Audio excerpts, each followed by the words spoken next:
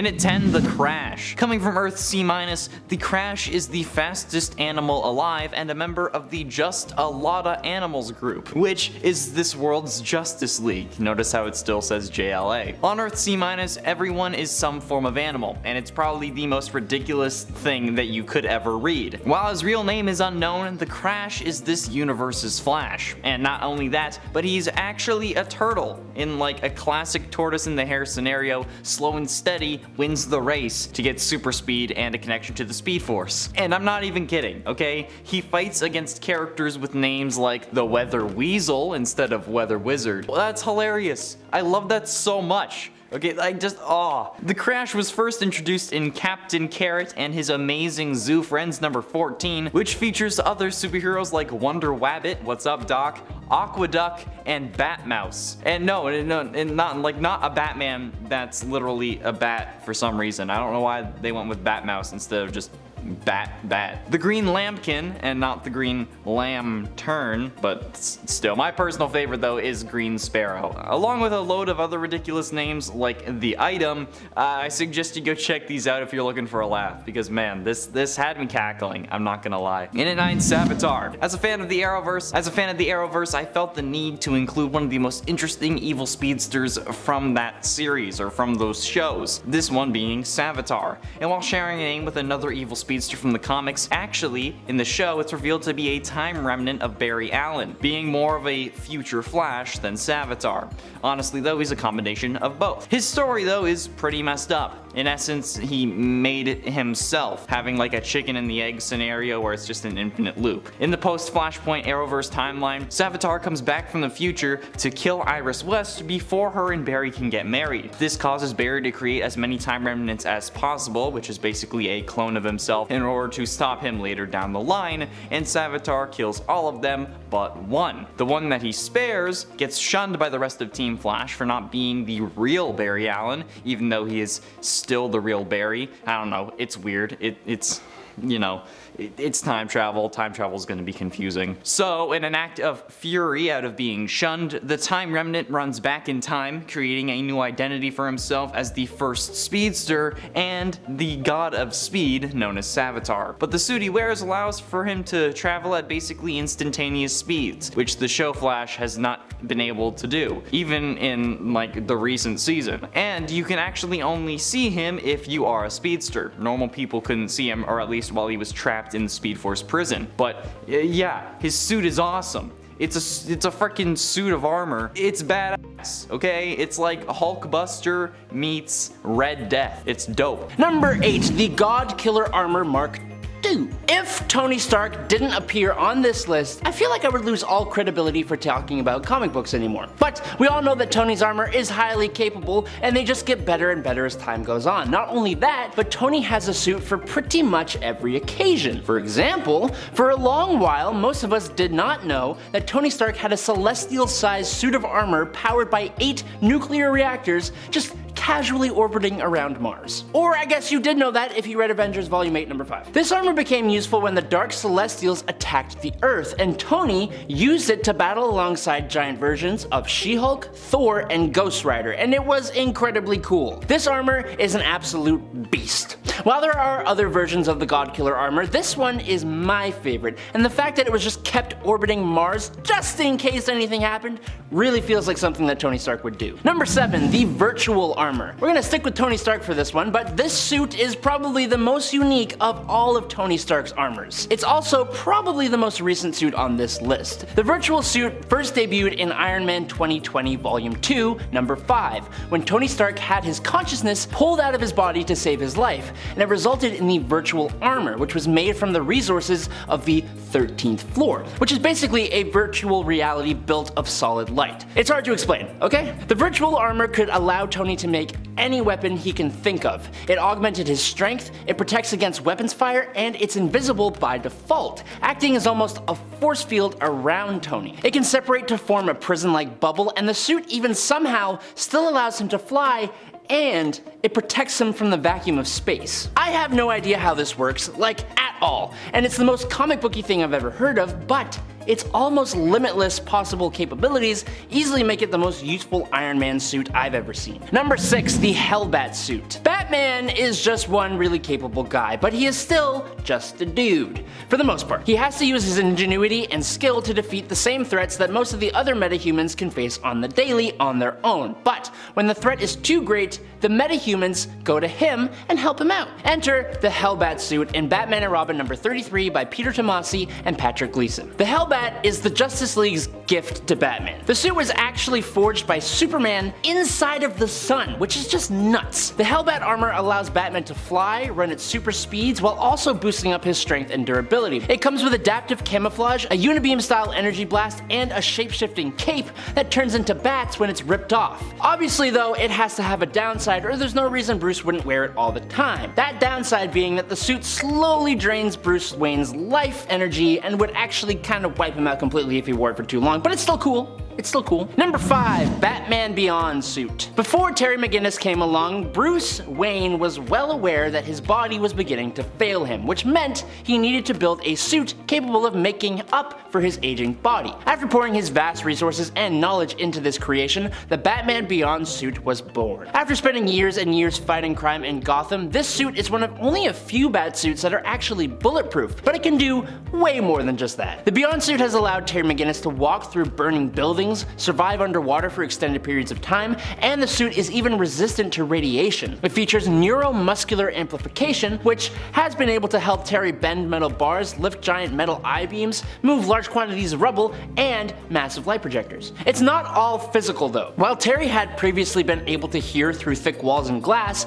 the upgraded version of the suit takes advantage of a system that allows him to literally see straight through walls, like Superman. I mean, this suit literally has a polygraph device in order to tell when villains are lying. It's that kind of advanced. The Batman Beyond suit features almost too many things like cameras, voice communicators, retractable claws and wings, rocket boots, an incredible stealth mode, and it's even got lasers. Number 4, infamous Iron Man. Of all the things to happen to the character of Dr. Doom, becoming the new Iron Man was not at all what I was expecting. After the events of Secret Wars and reality being brought back to normal, Victor Von Doom was unsatisfied with his life. So he decided to switch his morality and try to serve and help others instead of being a power-seeking villain. Doomsday took on a bit of a mentor in Tony Stark, whom he had always respected, but when Tony Stark was put into a coma, Doom decided to take his place as the infamous Iron Man, which was a great reason to give us a Dr. Doom in a highly advanced suit of Iron Man's Model Prime Mark 51 armor with a sweet paint job. The armor was retrofitted into Doom style, going from the red and gold to the gray, green, and light blue of Dr. Doom, and it's probably my favorite look ever for an Iron Man armor, which is kind of funny because it's not even Tony Stark. But alongside the capabilities of the Iron Man armor, Doom was still able to access his magical abilities. So Iron Man with Doom's magic is basically what we have here. To make things even better, Doom's intellect and sorcery were near their peaks during this period in time, so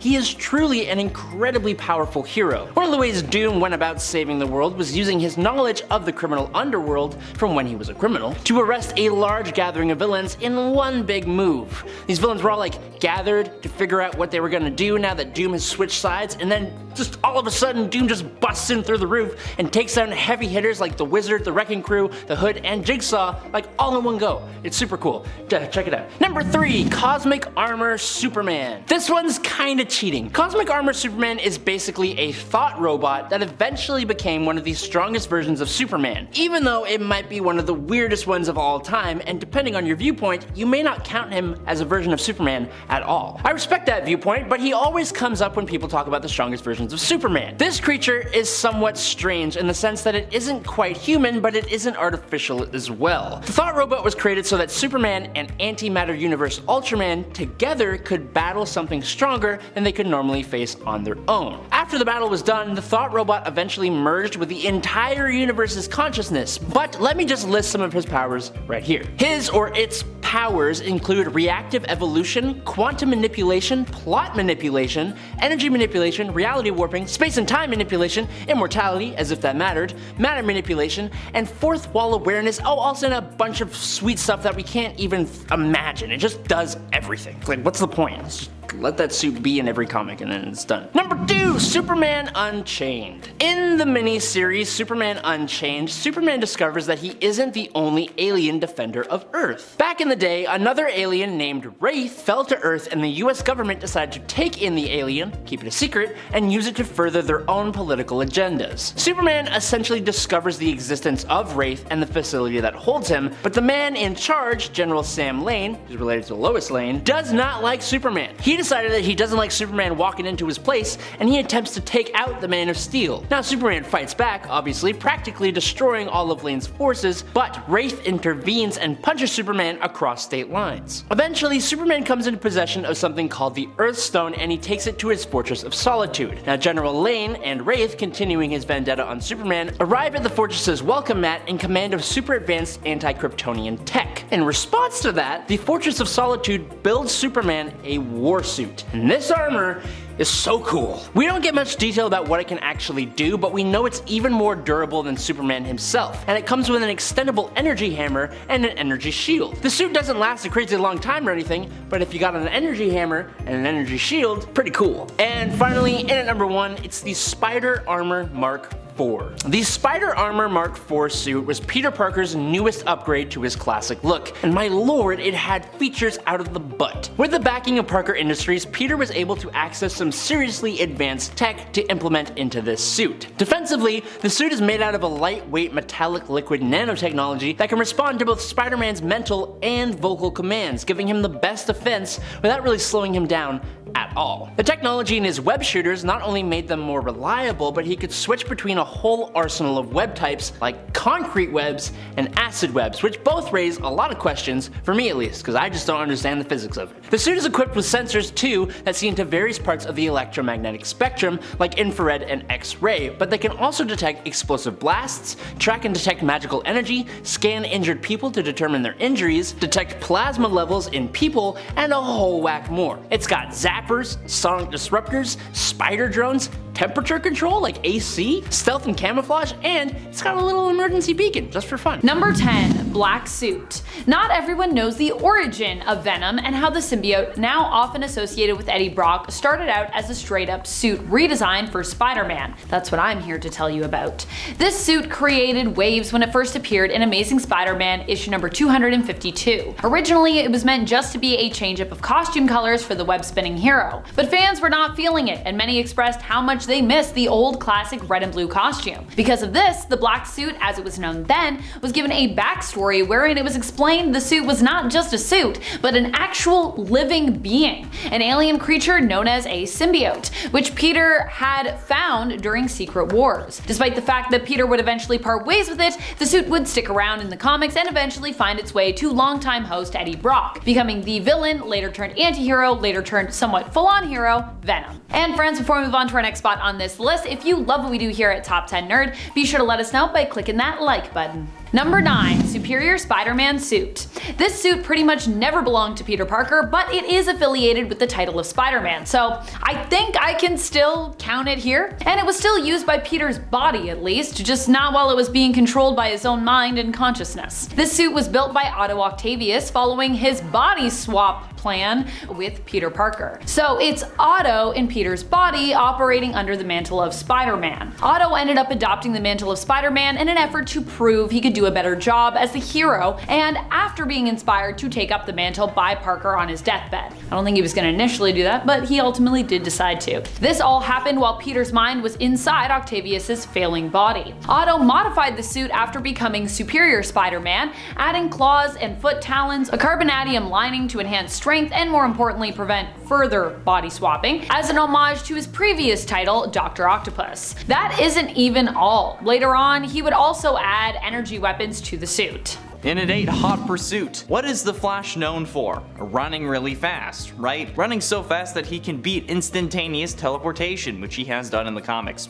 So what's the deal with this Flash? Being first introduced in The Flash Volume 3 number 6, Hot Pursuit is a version of Barry Allen from another universe who came to warn his counterpart about an impending disaster which ends up being Flashpoint. The difference is that this Flash doesn't run. He instead has a Speed Force powered motorcycle called the Cosmic Motorcycle. Yeah, his cowl is a motorcycle helmet and his suit is black and white. This version of Barry Allen doesn't seem to have a physical connection to the Speed Force, only being able to access it through his motorcycle. Unfortunately though, Hot Pursuit dies 6 issues later in The Flash Volume 3 number 12 as a part of the Road to Flashpoint event. The moniker of Hot Pursuit would later be adopted by Patty Spivot after she stole his gear from the Central City Police Department. Also, fun fact, the Flash showrunner wanted to bring back Patty Spivot and Julian Albert for the Flash finale, where it would have been revealed that they are now a crime-fighting duo called Hot Pursuit. In its 7th, Speed Demon. A while ago, I wrote a list about the amalgam universe that combined DC and Marvel characters, and I've mentioned it from time to time. And Speed Demon comes from that universe. A combination of Barry Allen and Johnny Blaze. Blaze Allen, not Barry Blaze or Johnny Allen, was a circus daredevil who sold his soul to become the first Speed Demon. The demon component, Etrigan, was also formerly Jay Garrick before the Night Spectre stole Jay's soul. The Night Spectre approached Blaze and asked him to serve in his attempts to collect souls of the most pure and the most corrupt. Blaze Allen refused, so in an attempt to persuade him, at his wedding night, Spectre stole Iris's soul. Blaze then accepts the bond, hoping to get Iris back, or at least to ensure her safety. Speed Demon only speaks in rhymes, but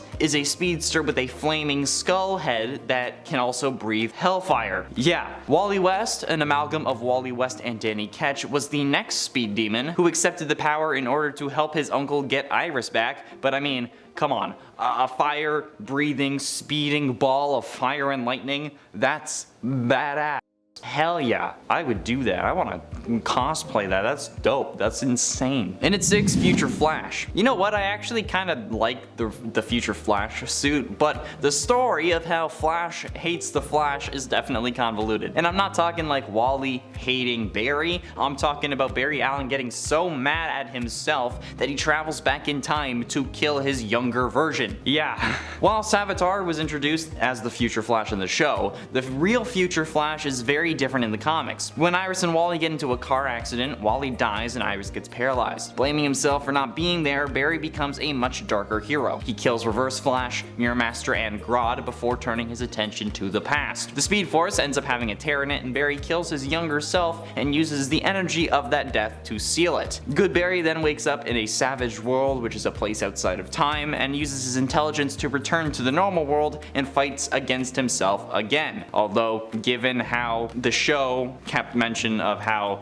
Savitar remembers everything Barry did because he's just a future version of him, I don't know why Future Flash didn't see this coming. But yeah, it's blue Flash, but also not like the Blue Lantern Flash, so I don't know. I like it, but I mean, other people don't.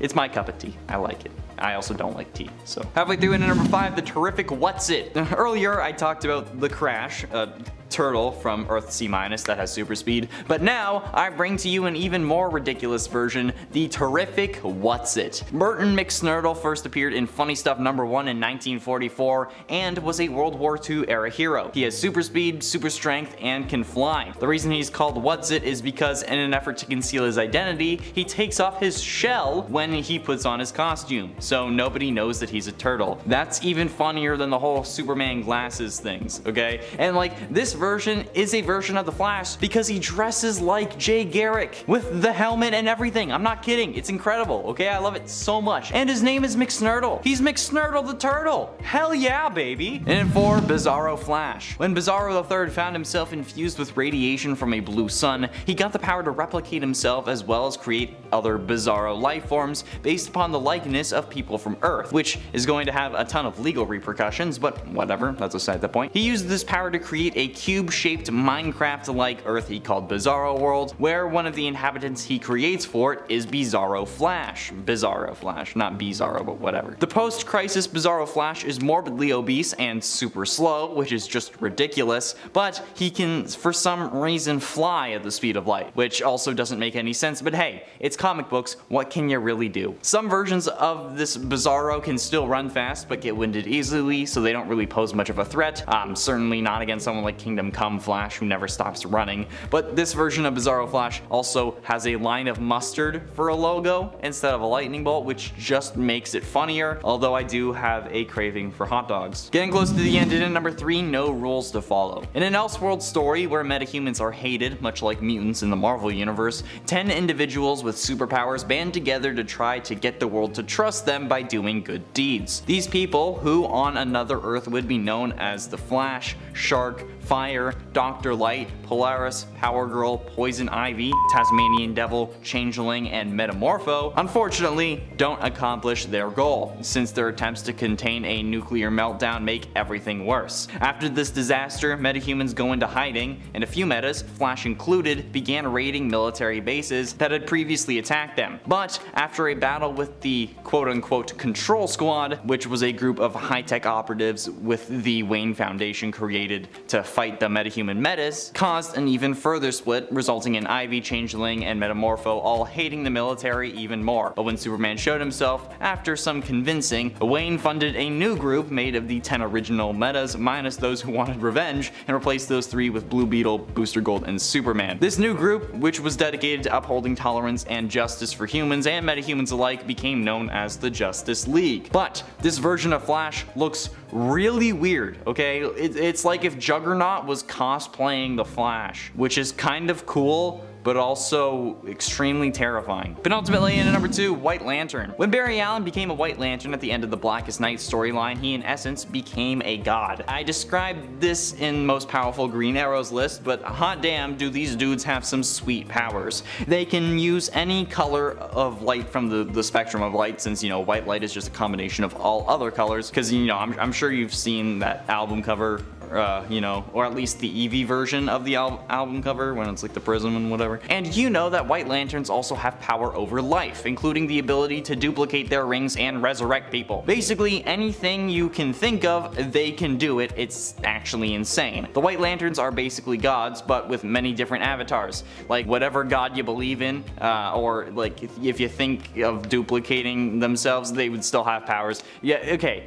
White Lanterns are cool, okay? Just they're dope. And finally, in at number 1, Black Flash. The actual physical representation of death for all speedsters, Black Flash is the Grim Reaper of the Speed Force. Making his first appearance in The Flash Volume 2 number 138 from 1998, he was seen before the deaths of several speedsters including Barry Allen, Johnny Quick, and Bart Allen. He also tried to return Wally West to the Speed Force, however was unsuccessful, taking Linda Park instead, Wally's girlfriend. Black Flash eventually returned to try and claim Wally again, freezing time for everyone without a connection to the Speed Force, but thanks to the combined efforts of multiple speedsters, Wally was able to race Black Flash to the end of time, causing death to have no meaning, I guess. The CW Black Flash, which was really just Hunter Zolomon, aka Zoom, was killed during season 3 of The Flash when Savitar lured him out of the Speed Force, and Killer Frost froze him, resulting in her first kill that actually also turned out to be her ex, which is, dare I say, ice cold. But that didn't stop the Speed Force anyway, since later in the comics, Barry Allen returned in the Flash Rebirth story, becoming the new Black Flash, so this is also a version of the original Flash, which makes it viable for this list. Coming in today at number 10 is the Heavenly Armor. This thrice blessed, lightweight, totally awesome suit first appeared in Black Panther Volume 4 number 13. Now this story focuses around when King T'Challa teamed up with Blade to fight vampires. And if you don't think that sounds incredibly cool, 1, reevaluate your idea of cool, but 2, look at this armor! It's so cool! This suit of Black Panther armor has been consecrated in the name of the Panther God, and alongside the suit he also wields the ebony blade of the Roman Catholic Church. This suit offers him other defenses and abilities than his regular suit. For example, it defends against attacks of a mystical nature specifically. This Panther habit also allows Black Panther to fly if he reaches the right speed. It's also incredibly badass. I just wish we got to see more of it though. Number 9, the Wakandan Hulkbuster. Now everyone knows that Tony Stark has the Hulkbuster armor, incredibly useful for taking on the Hulk if he ever loses control. But what I'm sure a bunch of you didn't know was that Black Panther has a Wakandan Hulkbuster, and oh my god, it's beautiful. It was created to go up against the new totally awesome Hulk, Amadeus Cho. Unlike his Bruce counterpart, Amadeus Cho's Hulk is very in control of himself, but everyone is afraid of what could happen considering the big green gamma irradiated rage monster that Banner has a tendency to be most of the time. But we're talking about suits today, and this one was built to take on the Hulk. The Hulkbuster itself has sonic cannons, can fire spore clouds, and absorbs and magnifies energy, which is a really cool feature. The armor eventually fails against Amadeus Cho when he releases an EMP-like blast, rips the Buster's arm off, and rushes off to help his sister, but this armor very nearly brought him down, and all it takes is one story for it to be even more capable. Number 8. Spidey. It's interesting to learn that Miles, the famous superhero we all know as Spider-Man, almost got a new name, and a rather peculiar one at that, Spidey. Although this name was never officially used for the character, it's amusing to think about what could have been. This is the name I've decided to give for Miles' wardrobe change, although to be clear, the suit doesn't really have a name, but it's kind of ridiculous like this proposed rename was, so hence why I've decided to just dub it that. When his original black and red spider suit was destroyed, one of his friends in the comics, a young and talented clothing designer, decided to create a new outfit for Miles. The result was a unique and comfortable looking costume that certainly stands out from the classic Spider-Man look, the classic Miles Morales Spider-Man look. It certainly does look comfortable, but it doesn't have the sleekness that we've become accustomed to with Miles' normal suit design. Needless to say, whether you were there for this suit or not, Miles has since moved back to a more traditional Miles Morales Spider-Man look with Cody Ziglar's 2022 Miles run. Number 7. Ultimate Symbiote Suit. In the Ultimate Universe, the symbiote venom is made in a lab as opposed to coming from outer space. It was created to be a cure for cancer, so if you can manage to get your hands on a symbiote suit in this universe, you'd be very lucky as it has great regenerative properties and also works to increase your strength and your durability. The suit makes you straight up bulletproof. Its strength is so great it was shown to be tough enough to take on both Ultimate Spider-Men at one point, both Peter and Miles. The downside to the Ultimate Symbiote suit, however, is that it makes the wearer increasingly violent. Not great for heroes. After Peter almost died when the suit was electrocuted, which is really its only weakness in the Ultimate reality, he actually decided that it needed to be destroyed. Number 6. Enigma Force. So the Enigma Force isn't so much a suit as it is, well, I mean a force. But when I don't mention it if I'm talking suits, I find people tend to be kind of disappointed. So this is for you Enigma fans out there, and for you who may be future Enigma Force fans, since I don't think it's well known among casual Spider-Man fans out there. At one point in the comics, Spider-Man bonded with the Unipower, gaining the Enigma Force. In the main continuity, he would give up this power shortly after attaining it. But for the alternate Spider-Man of Earth 91110 from What If, and the alternate Spider-Man of Earth 13, who appeared in the Spider-Verse event, that power never left Peter Parker. While tied to the Enigma Force, all of Spider-Man's abilities were immensely enhanced, and he also gained the ability to see things at a subatomic level and manipulate matter and energy. Number 5. Uru Suit. During the Fear Itself event, pretty much every hero was given their own set of Uru weapons and armor after Tony Stark made a deal with the All-Father Odin, which allowed the billionaire genius to work alongside the dwarves of Nidavellir. Crafted for Spider-Man to wear and wield in the coming war against the god of fear, known as the Serpent, aka Thor's uncle called Borson, Spider-Man was given a suit made of one of the strongest metals in the entire universe. Uru. In addition to this, he was given 2 Uru gauntlets, one for each wrist, for him to fight with, which each came equipped with Uru blades. These items were so powerful that Odin insisted after the war they must be returned and destroyed, melted back down into the Uru stone-like metal that they were crafted out of originally. Number 4. Spider-Man 2211. Max Bourne is a Spider-Man from the future. His suit is definitely one that any version of Spider-Man would be lucky to have in their closet. It is bulletproof, has 4 mechanical arms, and comes with a helmet that can help him literally see into the future. I mean, seeing into the future is a pretty insane power all on its own, to be honest. That's like a next level spider sense built into your outfit. He's also got electro and guided webbing at his disposal, environmental controls, and the suit even allows him to time travel. So not only can he see the future, but he can also visit the future and the past as well. He even has rocket boots which allow him to fly around. He's actually sort of like the time police in his future, traveling around to help prevent timeline disruptions. I mean, that makes sense. His suit does seem to be pretty perfectly built for it after all. Number 3, Mark IV suit. What's better than having a millionaire slash genius slash superhero use his resources and intellect to build and gift you a suit? How about being a millionaire slash genius slash superhero who uses your own resources and your own intellect to build your own suit? That's precisely where the Mark IV Spider-Man suit comes in. This suit comes with built-in Spider-Man powers, so it is super strong in the sense that it can turn an average wearer into Spider-Man when needed. Spider-Man built this in order to keep his secret identity safe, giving this model to those he trusted to impersonate him when he needed so that no one would suspect Peter Parker was actually Spider-Man. This suit is insanely durable and comes with spider drones, immunity to poison, enhanced senses and strength, and a brain control override function that shocks anyone who comes into physical contact with the suit, which causes them to basically lose control of their motor functions for a lengthy period of time. Number 2, Future Foundation. This suit was given to Spider-Man following Johnny Storm's perceived death in the comics. When Spider-Man stepped in to sort of take on his role with the Fantastic Four,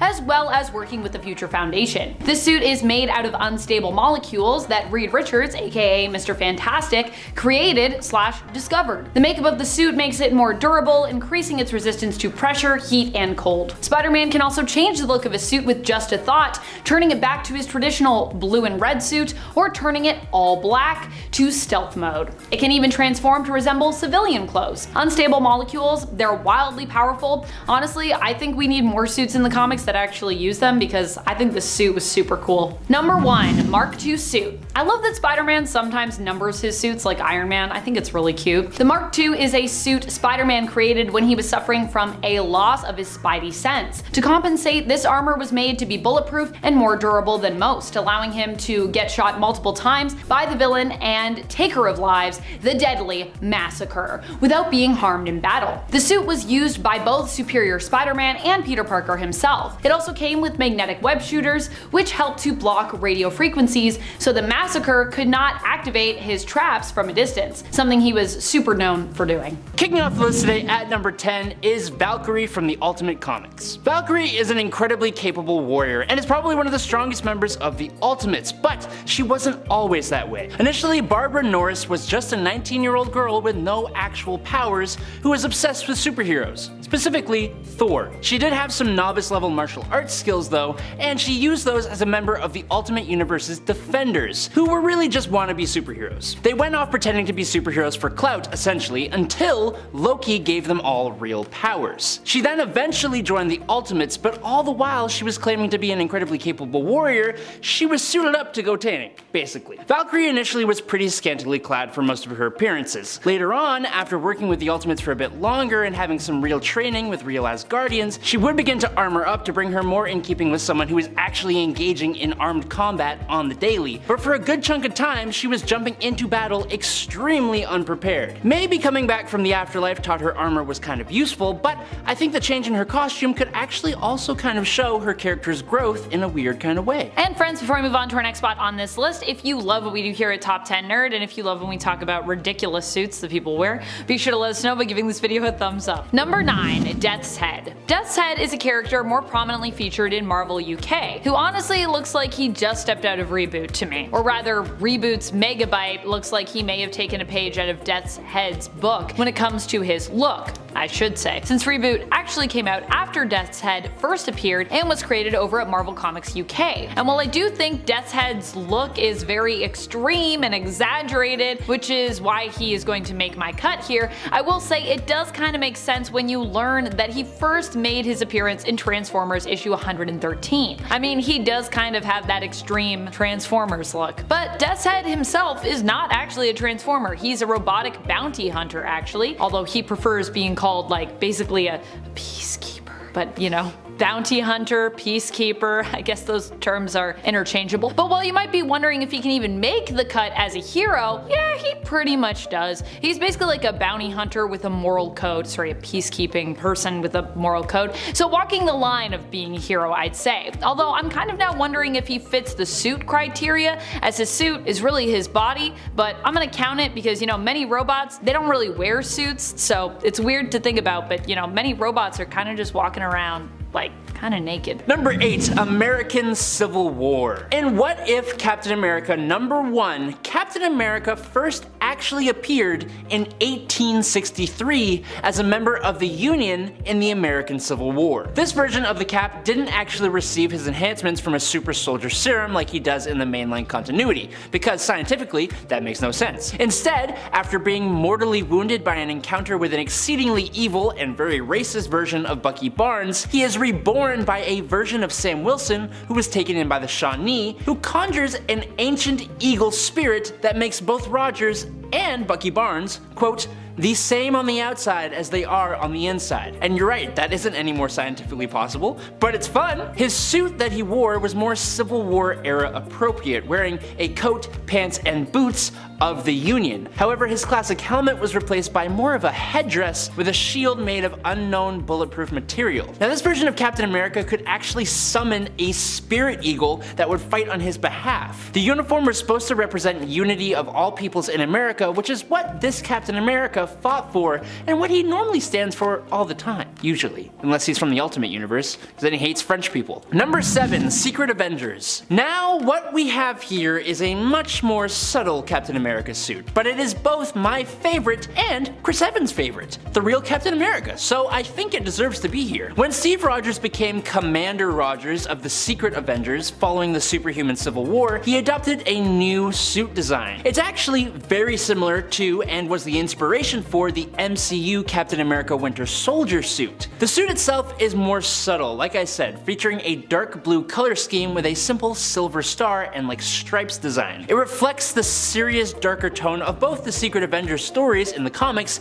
and of that MCU movie. In the movie though, it is referred to as the stealth suit and offers more maneuverability and a more Kevlar armor design. Most importantly, it's a suit that allows Steve to step out of the role of Captain America, always doing what is expected, and instead act as himself, detached from his persona, and to make the tough calls. Number 6, Gladiator Cap. In the battle world, in Secret Wars, there are many lands that hold mystery and enchantment, but none as much or with as much savageness as Greenland. First appearing in Planet Hulk #1, this version of Captain America is a fighter in the battle world Colosseum on the outskirts of Doomstat, and he fights alongside a giant red T-Rex named Devil. Yes, it's a version of Devil Dinosaur, which is as awesome as it sounds, and as it looks, because it looks awesome. That just right there is enough to sell me on this comic book, but this version of Cap wields a battle axe alongside a shield that I'm assuming is not vibranium,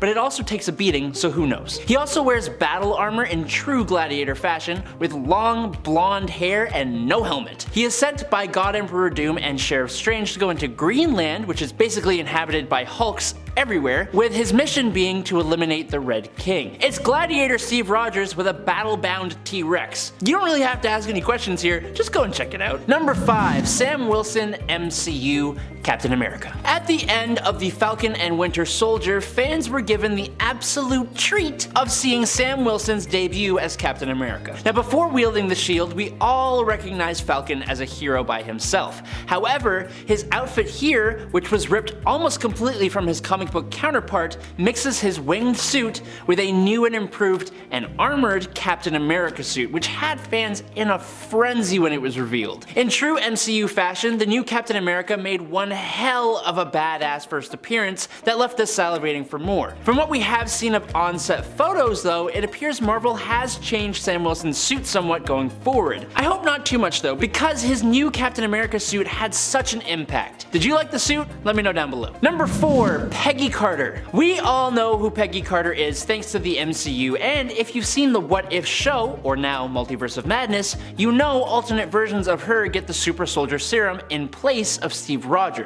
Logically, this would make her a Captain Britain, which she is one of them as well, but a version of her appearing in Exiles #3 in 2018 decided to become Captain America instead. And honestly, I like her Captain America costume a lot, and it was the inspiration for what her big screen counterparts Dawn. I think there is a lot to this look that works really well, but I think above all of that, all it really took to achieve such an iconic look was very simply giving her a collared shirt and a tie underneath her armored and tactical looking Captain America suit. I don't know what it is about it. Maybe it's more spy and espionage vibes. It's subtle, but to me, it's perfect. Just saying. Number 3, Captain Avalon. We already looked at a medieval version of Captain America, yes, but if we shift focus to another reality, there is another. And just like Yeoman America, this one also changes the captain's name. In Avatar's Covenant of the Shield, Steve Rogers is now Stevan, or Saint Von, or Stevan. Look, if you don't want to struggle to say it, he also goes by Captain Avalon, which is way easier. Captain Avalon belongs to a group known as the Champions of the Realm. They're basically this world's version of the Avengers, and Avalon is their leader. Fun little fact for you, Captain Avalon recently made an appearance in the sequel to LEGO Marvel Superheroes, like the video game,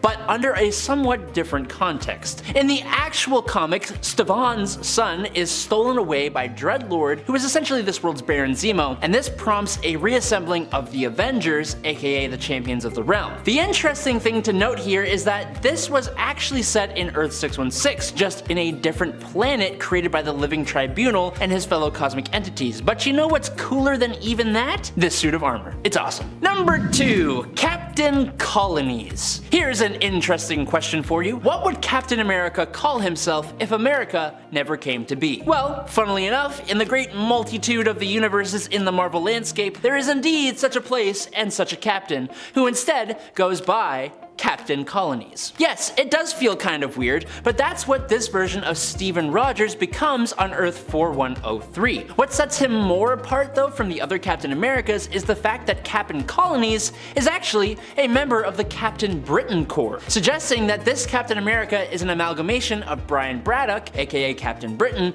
and Steven Rogers. The problem is that he has only featured sporadically in the comics, having first appeared in 1991's Excalibur number 44. But so far, he hasn't ever been the focus of any major story. His look isn't terribly different from Captain America's look, really at all. It's just been Britishified. I think the idea of a Captain Colonies is where the unbelievability of this character comes from. There's no denying how strange a premise it actually is, and how in one version of the Marvel Universe, the Founding Fathers were just like, actually, nah, we're good. We don't need an America. Get out of here. Number 1, Soldier Supreme. There are so many Captain Americas out there that surprise us completely, but how about a cap with the mystical and magical powers of the Sorcerer Supreme? Well, we get that in Infinity Warps when Gamora, wielding the Infinity Gauntlet, basically folds reality in half, merging characters with other characters. Now, one of the two merged together, in case you didn't catch on, is Captain America Steve Rogers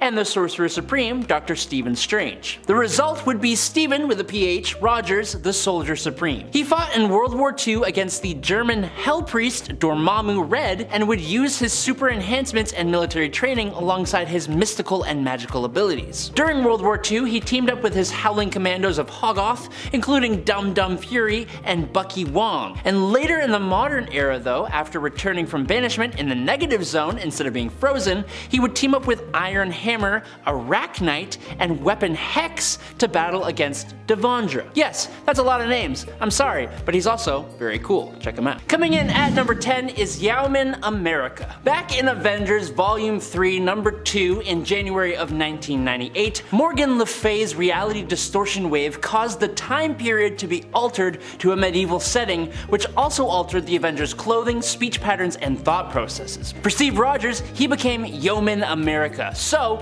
he basically became like a knight-like soldier with stars and stripes armor, a sword, and a more fantasy-like shield. There's nothing particularly fancy about this armor, no crazy upgrade or anything. It's just so fun. So fun to see Avengers in different time periods, and as Morgan's new elite guard, the Queen's Vengeance, all these time-displaced Avengers look super cool and unique, but none caught me off guard like Captain America did. Number 9, Hydra Cap. While this version of Captain America did appear largely in the 616 reality, he is actually technically from an alternate timeline created by a Hydra brainwashed cubic who used her reality warping powers to make Captain America his, quote, ideal self. itself. The problem is, since Cubic was being influenced by Hydra at the time, she created a Captain America who grew up being made loyal to Hydra. That was her version of his ideal self. He is basically a sleeper agent in S.H.I.E.L.D. under the control of Hydra, who eventually spring their trap. This Cap would eventually supplant the real Captain America of 616 and would organize what was essentially another civil war, as well as Chitauri invasions of the Earth. He got promoted to director of S.H.I.E.L.D. and influenced the legislation of the S.H.I.E.L.D. Act, which gave S.H.I.E.L.D. way more authority. The story was fun for me, but it was this Captain America's armor that was the real star of the show. For the most part, Steve kept the red, white, and blue of his classic look, until further near the end of the story he started to wear this green and yellow supersuit of armor, created by Arnim Zola using the majority of the fragments of the Cosmic Cube mixed with Tony Stark's tech to create the Hydra Supreme suit, and it's tasty. Is that a weird thing to say? Number 8. Armored Daredevil. Matt Murdock has been through a lot of redesigns. As one of the most popular Marvel heroes, that does make sense. His first initial change from yellow to fully red stuck through basically until the modern day, but in between then and now, Marvel still flirted with several other ideas. After getting a pretty brutal beatdown at the hands of the Wild Pack, Daredevil decided that maybe a little armor would be a good choice. He faked his own passing as Matt and then designed himself a new red and black suit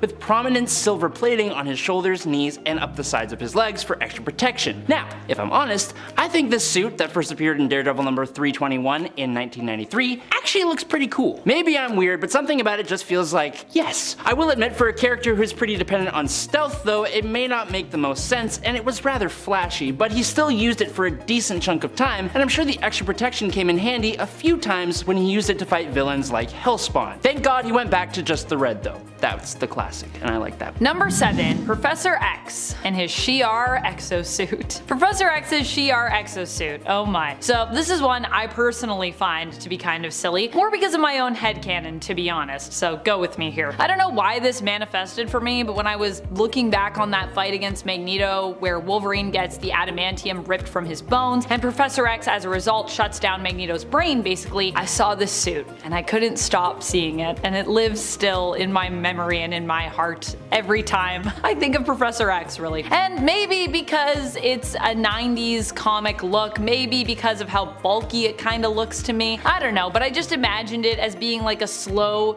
moving clunky suit that like allows Charles to walk but also doesn't save much time. Like he's walking like this, like he's like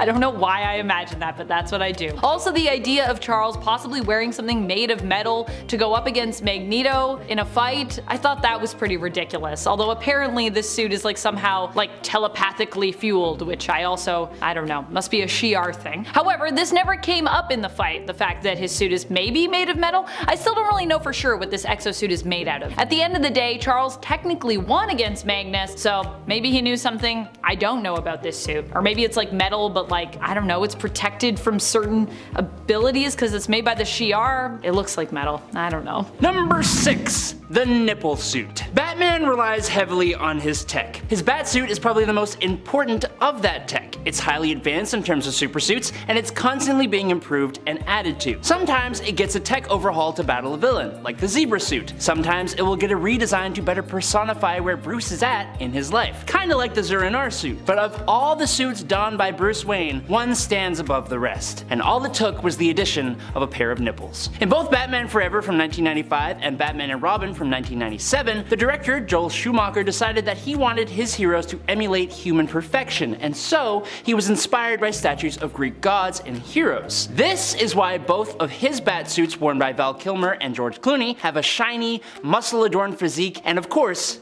nipples. It's really a very small detail, and if it wasn't for a close-up shot of just the chest and its extremely prevalent nipples, I might not have even noticed. But when you realize they are there, you realize that no other superhero has nipples built into their costume. This one is just iconic. Number 5. Nightwing, red suit. Oh boy, the New 52 was a time of reinvention for a lot of characters, but then, on the other hand, it was also a time of radical change for pretty much, in most cases, really no reason. Which is kind of what happened to poor Nightwing here, because the New 52 was supposed to be giving us fresh new takes on characters. DC decided to completely revamp his look by going from his classic blue to red, which really seemed to serve no purpose that I can see myself, other than to be a very different color than the one we're used to seeing Dick wear as Nightwing, because well, I mean, it's very different. I mean, red has always been more of Jason's, or I would say even maybe Damian's color in my mind when it comes to former and current Robins, and even after donning this new suit, it was almost immediately discarded as Dick Grayson's secret identity was revealed, prompting him to change his hero name from Nightwing to just Grayson, and ditching the suit as well with all that change. So really, what even was the point of this? Number 4. Black Condor. When Black Condor first popped up on the scene in DC Comics, his choice of garb was interesting. Richard Gray Jr. gained the power of flight from being exposed to a radioactive meteor, though he believed he had developed flight naturally after being raised by a flock of wild condors. Yes, really. So clearly there is a level of, how should we say this, creativity here. Like, he came back into society and then took someone else's identity while also being a costumed hero, and I think his superhero costume perfectly exemplifies how utterly off the rocker this guy actually is. Richard took to wearing a cape that draped out under each arm, being attached to his wrists with bracelets giving the semblance of wings, because he can fly.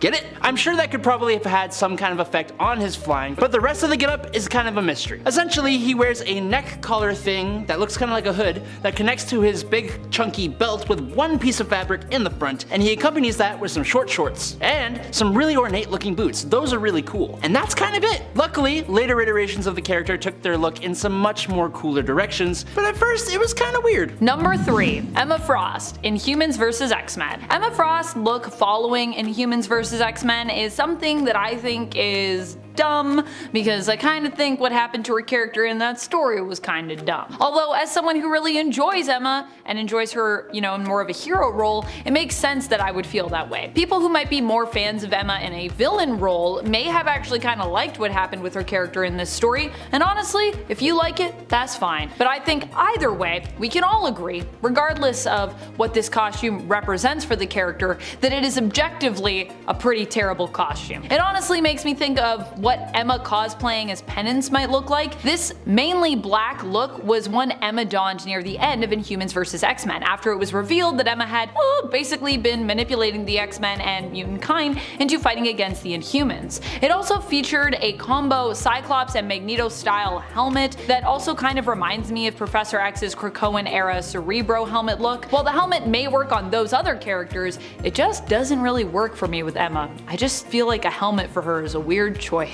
Coming in at number 2, it's Catwoman. The history of Catwoman's look is a long and honestly incredibly kind of odd story. Over time, she would go through a number of looks until it eventually became a leather suit which had a more practical vibe, matched with a pair of cat eyes goggles, and it became the character's most popular costume, with later redesigns all primarily retaining the key elements of that suit. But in the very beginning, Selina Kyle was just a woman in a green dress that was also a thief. That kind of checks out for the comics at the time, and it also felt kind of unique in my opinion. Compared to all the other zany villains, she kept it rather low key. But that wouldn't last. Eventually, in 1940's Batman number 3, Selina Kyle donned an orange costume with a cape with the super great addition of a terrifying full cat face mask. This was basically like a mascot's headpiece, but a bit smaller, which I'm sure made it more practical, but for me, it's utter nightmare fuel. I don't know what it is about animal heads on human bodies, but I am not here for it. Basically, she kept the dress element that she started with, but now,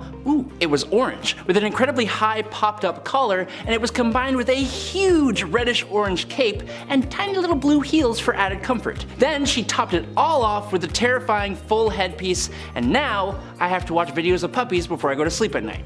Thanks a lot. Number 1. The Real Lobo from New 52. The Real Lobo. Oh boy. New Lobo, who dis? Although there have been quite a few New 52 redesigns that I've discussed on this series of lists where we talk about dumb costumes, Lobo probably takes the cake here. The whole new look he had when he was revealed as the real Lobo in the New 52, the first version to appear was initially said by this Prime Earth Lobo to have been an imposter, was so different from the original and so serious that it completely ruined the character for a lot of people. I will say I do think this design is objectively pretty cool. Like, I think this character looks great, but it's not Lobo. This doesn't no, just not for Lobo. For Lobo, this is objectively ridiculous. Number 10, Typeface. What a strange one. Typeface was a fairly short-lived villain from Spider-Man comics. He made his first appearance in Peter Parker Spider-Man issue number 23. Initially, Typeface was villain Gordon Thomas. After suffering much misfortune in his life and being laid off from the only job that gave him solace, creating signs, he decided to become a villain, aiming to get retribution. He took a grease pencil and wrote a bunch of letters on his face, that big R on his forehead for retribution, and he also donned a bunch of letters, wearing them on his clothes and sometimes kinda like a necklace of sorts. This was his look. Now, he didn't really have any powers, just a passion for fonts and letters, although he was military trained, so at least he had that. His time as a criminal was quite short, as he was pretty quickly inspired by Spider-Man actually, and a memory of his brother, to seek redemption instead of retribution. But even his time as a hero also was not really that long, probably in part due to how ridiculous his outfit and his gimmick was as Typeface. He literally fought people by throwing letters at one point, so that's kind of where we're at. And friends, before we move on to our next spot on this list, if you love what we do here at Top 10 Nerd, don't miss out on any of our content by clicking that subscribe button, and make sure you have that bell. Hit that bell so you can get all the notifications when we have new content for you. Number 9, Kite Man. I love Kite Man, but no matter what suit I see him in, pretty much all of them are ridiculous because, well, I mean, he's so ridiculous. Kite Man has to be one of the highlights of the Harley Quinn animated series. Although I'm a bit behind right now, to be honest, he has been one of the greatest characters that stand out to me from that show, and honestly, I love how much dimension they give Kite Man. Like, this show made me such a Kite Man fan, and even though, yeah, I think his suit is dumb, that doesn't mean that I don't love Kite Man. When it comes to his suit, of course, it is pretty dumb because, I mean, well, he wears a kite on his back. That's pretty ridiculous, which he uses, or attempts to use, to commit crimes. But that doesn't mean I love him any less. In fact, I probably love him even more because of how dumb his look and his gimmick are. Hell yeah! In at 8, Catwoman. Catwoman, a criminal with a feline motif hailing from Gotham City, stands as one of Batman's most renowned adversaries. Selina Kyle, the alter ego behind Catwoman, assumes the role of a thief and a cat burglar known for her ambivalent loyalties. While engaging in criminal activities, Selina also occasionally exhibits reluctant altruism, blurring the lines between like actually being a villain and sometimes an ally. And I mean, like, following the impact of the Hush storyline in 2002, Catwoman is often portrayed as an anti-hero who's like an ally to Batman more so maybe she doesn't necessarily appear on this list. But the first costume that she has, first appearing in 1940 as the Cat, her outfits were not as iconic as they are today, let's say. Okay, I mean, she literally wore a mask that was like a cat mascot head. It was like the high school bully decided to go and try to rob a bank. Yeah, it was an interesting take, to say the least. In at 7, Original Galactus. Galactus, a cosmic entity, possesses an insatiable appetite for the energy harbored within planets, okay, which serves as his sustenance. In his quest, he designates individuals known as heralds, such as Silver Surfer, to search for suitable worlds and then endows them with formidable cosmic powers. Originating from a universe preceding the current one, Galactus was initially a Tan named Galan. As his universe neared its end, Galan encountered the sentience of the cosmos, a precursor to eternity. Through fusion with the cosmic essence, Galactus emerged in the subsequent cycle after a period of gestation, assuming his current form. Recently, Thor managed to slay Galactus, but his revival occurred when the Destroyer reanimated his lifeless body and Galactus consumed the energy from a Macron crystal. It's a whole thing. After he was reborn, he craves knowledge rather than worlds, but his original costume didn't have the pants that we see on him today, okay? Meaning that most people would have quite the interesting view as he is literally eating their world. In at 6, the Riddler. Edward Nygma, a brilliant criminal mastermind, assumes the moniker of the Riddler. He descends into villainy after his idol Bruce Wayne rejected one of his inventions, leaving Nygma embittered and driven towards a life of crime for some reason. Utilizing his expertise, he transforms into a deranged dude who's just delighted in leaving perplexing riddles as his calling card. And Jim Carrey portrays the Riddler in one of the Batman films. I forget which one it was called, okay, don't get mad at me. Citing Frank Frank Gorshin as a significant influence of his portrayal. Carey was particularly drawn to the stalker aspect that was incorporated into the character's depiction within the script. Like Nigma's infatuation with Bruce Wayne was prominently showcased, and he becomes fixated on his idol, like even going to the extent of emulating Wayne's appearance, including a facial mole. He intervenes to like prevent Two-Face from executing Wayne. This dude, it's a sparkly leotard, okay? There's no getting around that. He is literally wearing a bedazzled bodysuit that's like the biggest discount Lady Gaga morph suit you could get at Spirit Halloween. It's insane. Halfway through, in at number 5, the Mandarin. The individual commonly known as the Mandarin is a formidable warlord and criminal mastermind, harboring a desire for global dominance, because, you know, of course he is. Born into destitution, the Mandarin's unyielding ambition propelled him to great heights when he chanced upon a set of alien artifacts known as the 10 Rings. Each ring he wore on his fingers bestowed upon him a distinct and extraordinary power, so of course he's gonna leverage the abilities and make a crime empire, because that's what you do when you find 10 rings that give you superpowers. Assuming the persona of a nobleman and asserting his lineage as like a descendant of Genghis Khan, his might originates with the 10 rings, but like, yeah, sure, he can do martial arts and he's like a swordsman and whatever, but like, he's just the rings, really, okay? Damn, if you go back and look at the original costume, it's some seriously stupid attire. Okay, he goes from that to a suit, so talk about a glow up, but my god. In at 4, Crazy Quilt. After his eyes were injured in a robbery, Crazy Quilt underwent an experimental procedure which resulted in him seeing nothing but blindingly bright color. This, of course, is going to turn him into an insane criminal. How insane? Well, first of all, he tried to steal color itself, which no one ever figured out how he planned to do. Second of all, his powers were basically having a constant LSD trip, which affects exactly no one beside himself. Even when Crazy Quilt got a helmet that allowed him to project his crazy eye-colored lights at his foes, Cyclops style, all Batman and Robin needed to do was reflect his beams back with a mirror and he was done. And in all honesty, I don't think that Batman needs to do much to actually really beat him. I mean, the dude calls himself Crazy Quilt. I think that says enough about the kind of person that he is. I don't know a single person who is scared of quilts. What is that name supposed to do? You've been seeing his costume on screen, right? You know what he's wearing.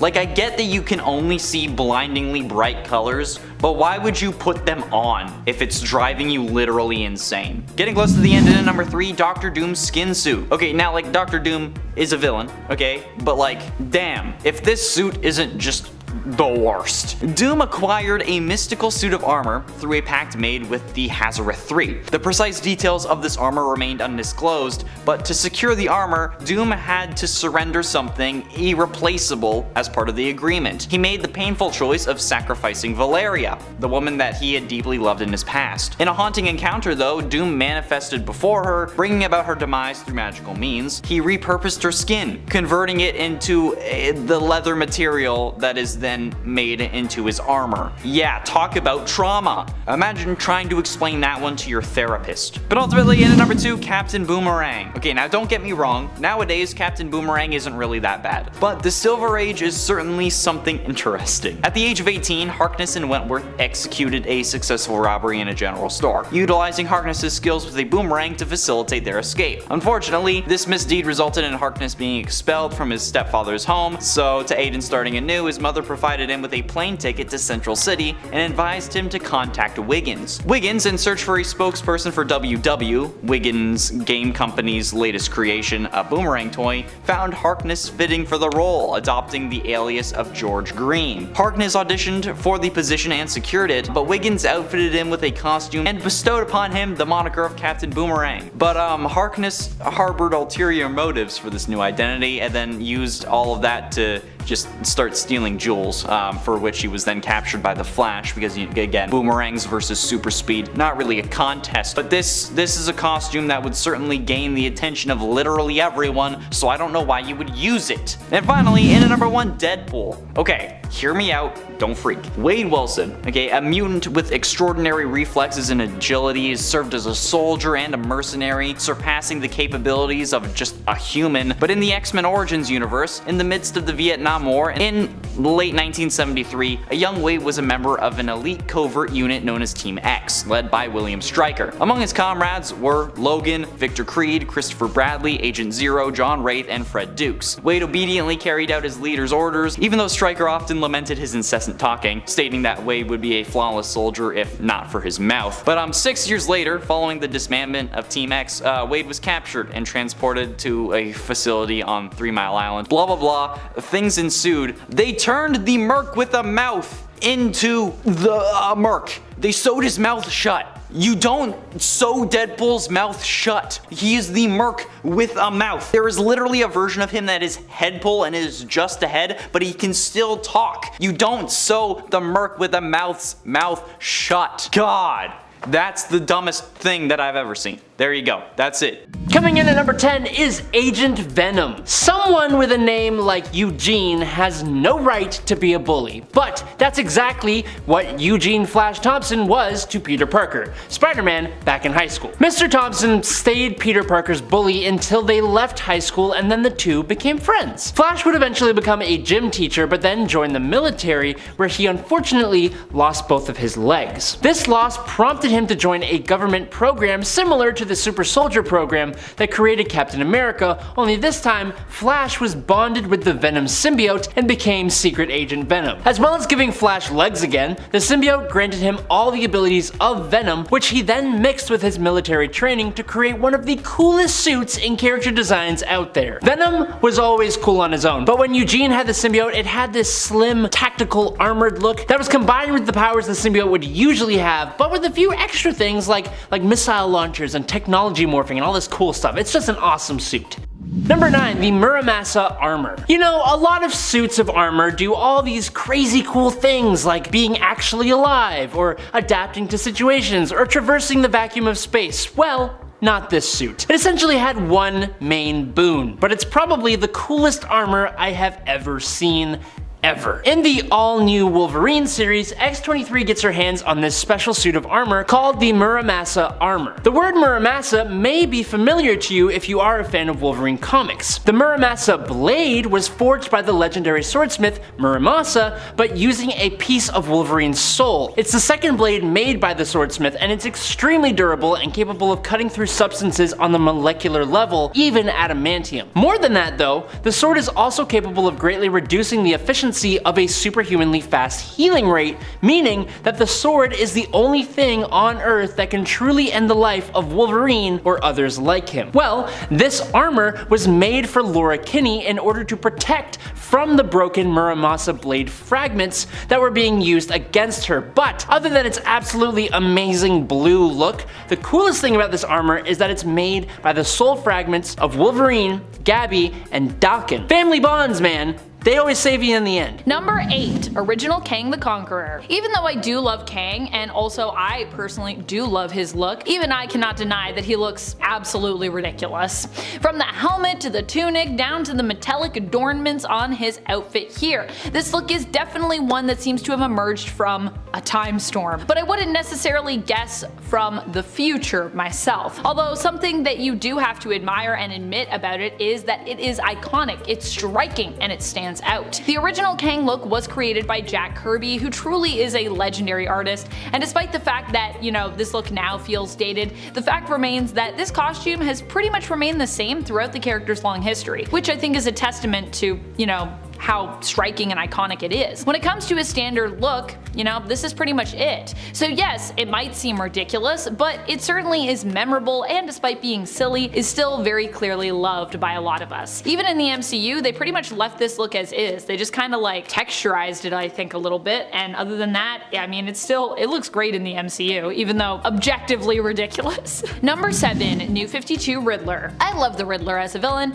but not all of his looks have been smash hits. Included in the lot that are not so great is his redesign from the New 52. We first see him, I believe, as an inmate in Arkham Asylum there. He wears a bandana with 2 holes cut out as, you know, places for his eyes to go, the usual Arkham inmate suit, and of course sports that famous, but honestly very terrible, green question mark mohawk, but trimmed all the way down. It's definitely a look, but it's not a look that I'm really a fan of for Riddler, I will tell you that. I like New 52 Riddler the best when he's in a suit decorated with question marks. Even the Jim Carrey version of this character in question mark bespeckled spandex is way preferred to me over this look. Fortunately, as New 52 would go on, this design would evolve and change. Thank goodness. New 52 was an interesting time for a lot of people in redesigns. Number 6. Marvel Now High Evolutionary. Everyone right now wants to talk about how great the High Evolutionary is, and I get it. In Guardians of the Galaxy Volume 3, he was a horrific villain, and Chukwudi Iwuji nailed the role completely. He really made for a good and true classic villain, but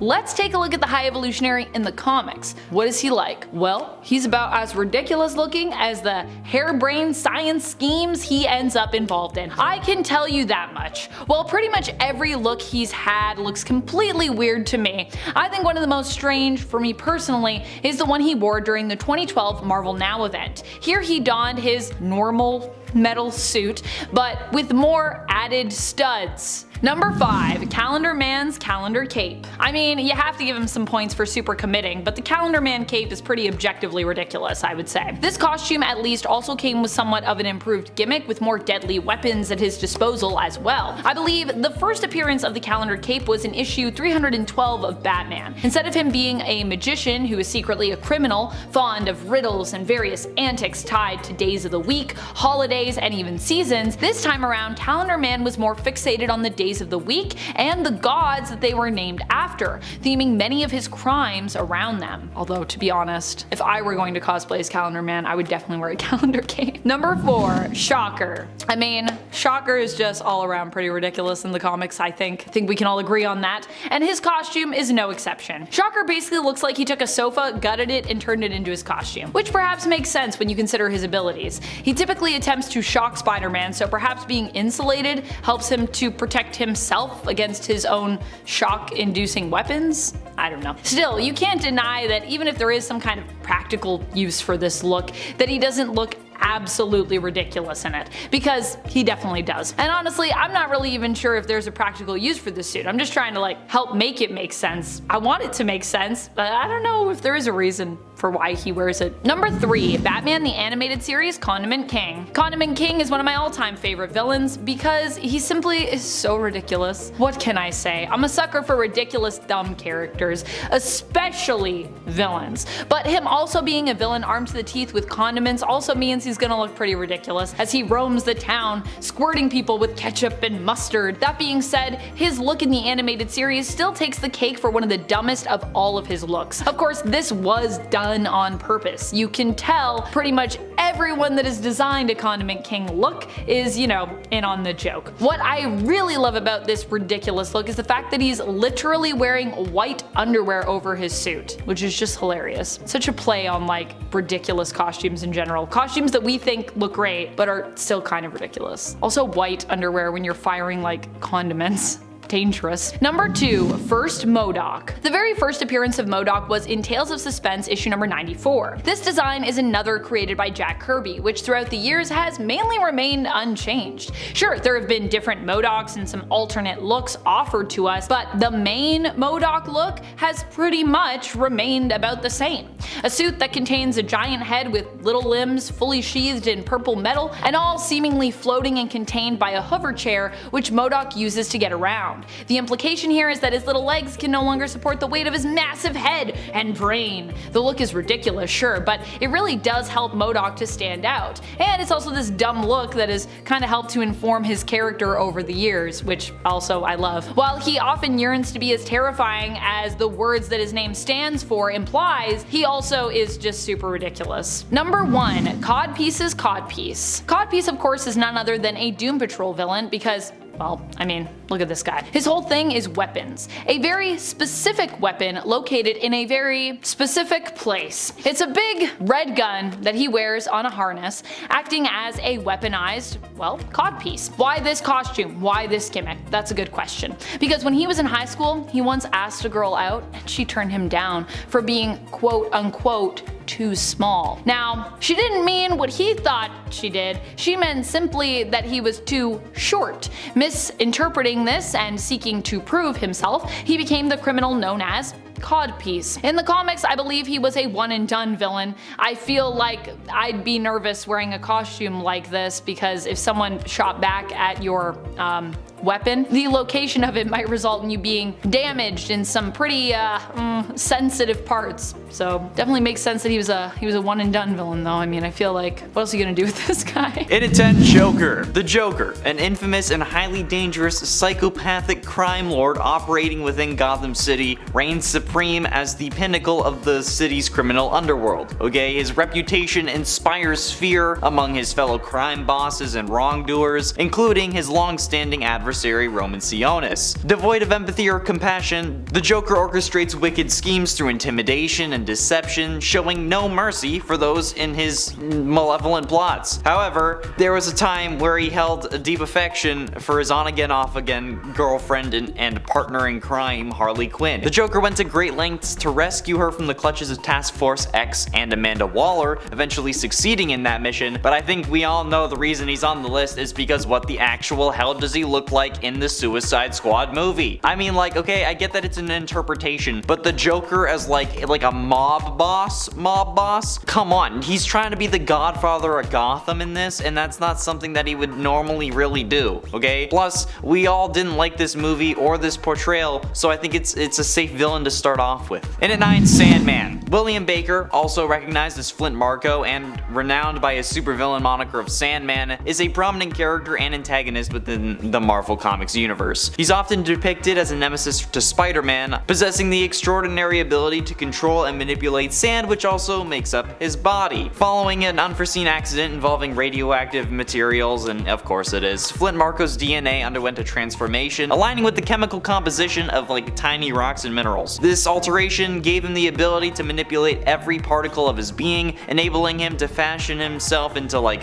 weapons and his fists into like giant fists. He can also pick locks, he can assume different forms and like different entities in like a shape-shifting way. He can even amass additional sand to manifest just a huge version of himself. But the reason that this is a dumb costume is because he's made entirely out of sand, yet is somehow always fully clothed. I get that he can manipulate the sand, but when he does, it becomes sand-like. Like when he's making a fist, like a bigger fist, it looks like sand. So how does he have actual clothes? It doesn't make sense. It shouldn't be possible.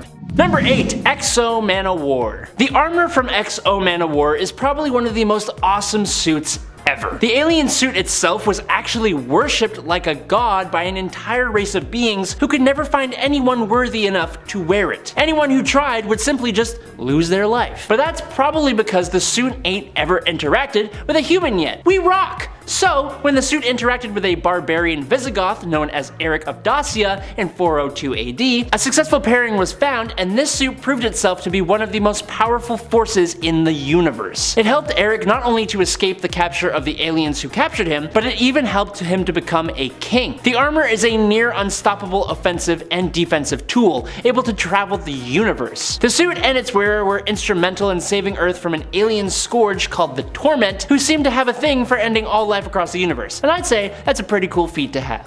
Number 7, the Sunbox armor. You know, Batman made part 1 of this list with some of his most powerful armors, but I kind of left a big one out of that. That would be the Sunbox armor. In Justice League number 24, the League finds itself facing the Forger of Worlds, who is attempting to reshape the DC multiverse into an authoritarian, justice wins all the time landscape. The Forger has recruited several powerhouses from the DC universe in order to do this, and you may be surprised to know that includes Batman. To face the League, Batman brings out his latest and, quote, final suit. Using the combined power of Metron's Mobius chair and Element X, Batman created the Sunbox armor, which has all the capability to take on and protect from the Justice League itself, but that was not its purpose. This giant suit uses a series of modified mother boxes, codenamed the Sunbox, to alter minds on the cellular level. This allowed Batman to create his version of paradise in a potential future by forcibly changing the minds of the Justice League. But on top of that, the suit can literally adapt to fit specific situations, granting abilities like altering gravity, teleportation, and hijacking any technology. But the best part is that Batman built this suit with his own skills all by himself.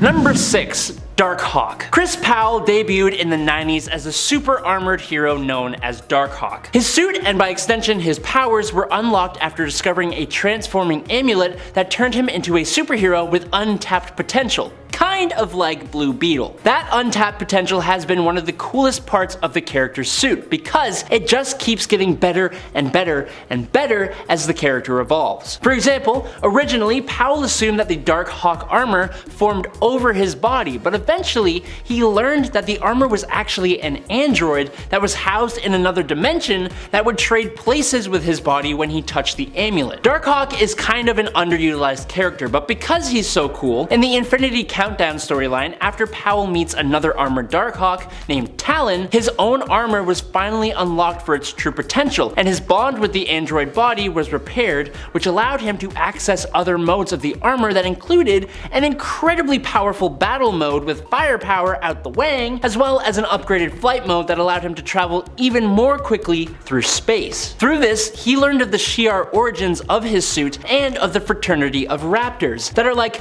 the over-the-top super cool space cops of the Marvel Universe. With that info, and through an interesting series of events, the Darkhawk armor was unlocked to its full potential with new abilities that included transforming into a giant spaceship mecha thing if needed, and that's just super cool.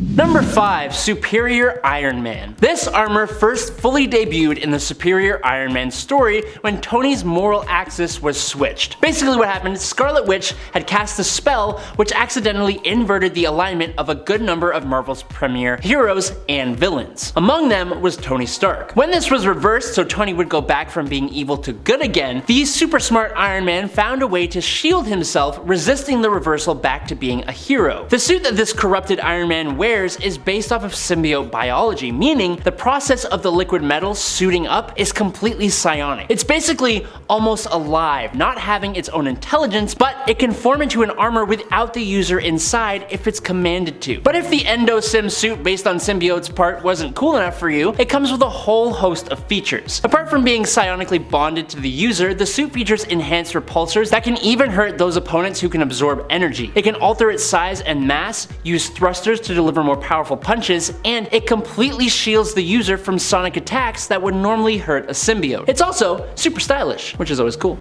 Number 4. Batman's Justice Thanagarian suit. Yes, Batman is on this list again, and I am not sorry because this man just has too many absolutely amazing suits. So we have Batman, but you combine Batman with the amazing art from Alex Ross, and you've got the keys to success. While Kingdom Come is what most people may think of for Alex Ross, what I want to talk about is the Elseworlds story Justice that explored modern versions of the Silver Age Justice League as they took on the Legion of Doom. In the story, the Justice League had been infected with machine worms and turned against each other, which required them to find additional protection. Enter the entire team suiting up in Thanagarian armor for their final battle against the Legion of Doom. All the armor here is super cool, but Batman dons this black and red suit inspired by the design of Batman 66's Batmobile and the suit of Adam West. This suit comes onto the page in a huge way, and it's absolutely amazing to see, but then at the same time, it honors the legacy of the character itself with a hint of nostalgia, and I'm just kind of in love with it. I don't know. Number 3. King. Just like Batman, Black Panther made part 1 of this list as well, and that's because Black Panther has the coolest looks in Marvel Comics. I'm not apologizing for that statement. But one of my absolute favorite Black Panther suits belongs to the T'Challa of Earth 18136. First appearing in Exiles Volume 3 Number 6 in August 2018, this version of T'Challa goes simply by King. And the Earth he hails from is a dimension where all the characters are basically straight out of a Western, and they all wore suitably fashioned costumes. But King's was probably the best of the bunch. It combined elements of the modern Black Panther costume with a fashionable Western look. King's diamond necklace, for example, sits atop a black shirt with silver Wakandan patterns down the center. But of course, he's got a belted holster with a big iron on his hip, and it's all topped off with a flat black cowboy hat. It's just incredibly simple, but so classic, and you know that it's all adorned with vibranium, making this suit not only the most stylish around, but also offering more protection than most other regular Western ensembles. Number 2. Wonder Woman Godly Armor. Dark Knight's death metal was a huge multiversal conflict in the DC universe, and while that is not at all uncommon for DC, Dark Knights featured some of the coolest stuff we've ever seen, like the Batman Who Laughs, for example. Another example would be in Dark Knight's death metal number 7, which features a titanic battle between Wonder Woman and the Batman Who Laughs, both of whom have been amplified with godlike powers and cosmic awareness. But Wonder Woman's power-up was displayed physically by the fact that she was now completely golden. Her power comes from combining her lasso of truth with death metal found in the World Forge. This act fills Wonder Woman with anti-crisis energy, which is basically the energies of justice, like the emotional spectrum, the speed force, etc, etc. Those embody unity and the act of creating a legacy that connects past and present. This makes her strong enough to go toe-to-toe with the Darkest Night and the embodiment of crisis energy, while also making her turn completely golden, just like her lasso. And it's just the absolute coolest look for this character that I think many of us were just completely blown away by. And finally, in at number 1, it's the Dark Knight Returns. I feel like I don't actually have to even say what suit I'm talking about here, but for anyone who is unsure, yes, we are talking about the anti-Superman armor donned by a grizzled old Batman in the Dark Knight Returns. This armor isn't crazy powerful like a lot of other Batman armors. It had enough juice to take on the Man of Steel for just long enough to get the job done, and it relied heavily on a weakened Superman. It was also not particularly technologically advanced, requiring the suit to be hooked up with actual wires to a power source. But everything about it, from its gritty, chunky look with the spiked up boots and overly large proportions, to the scene that features the armor in the first place, to how it effectively portrays the raw, rough, and fed up nature of Batman in this story, the Dark Knight Returns suit isn't the most impressive suit, but it holds a place in the heart of many a Batman fan for just how iconic it really is.